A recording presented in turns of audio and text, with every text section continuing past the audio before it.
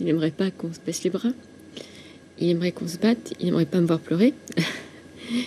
Mais c'est assez difficile parce que on se dit qu'on a perdu beaucoup de temps, on aurait pu sauver leur vie et qu'on ne l'a pas fait. Voilà. Et que j'ai le sentiment d'un immense gâchis. Voilà. Un immense gâchis. Voilà.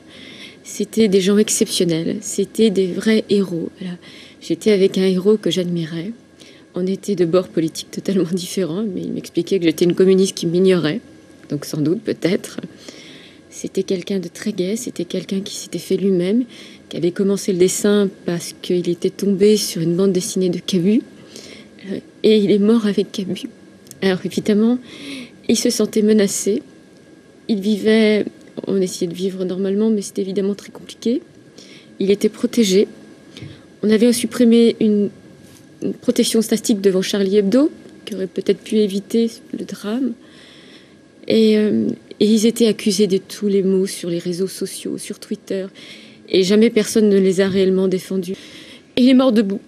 On l'a exécuté parce qu'il défendait la laïcité, parce qu'il défendait l'esprit voltairien, parce qu'il était le fruit de cet idéal de république qu'on a un peu oublié, devient totalement amnésique. Il est mort debout. Il a été exécuté avec ses camarades, comme il me dirait, pas compagnons. Et on peut être que très fier de lui. Il mérite le Panthéon. Il mérite, en réalité, tous ces dessinateurs méritent le Panthéon. Il mérite une cérémonie comme Malraux a pu faire pour Jean Moulin, parce que eux, eh bien, ils se sont battus pour des principes et des libertés que nous avons oublié de défendre. Voilà. Ce sont des résistants, c'est ce que vous nous dites. Ce sont des résistants, et si j'étais présidente de la République, c'est ce que je ferais. Voilà. Je leur donnerais le Panthéon.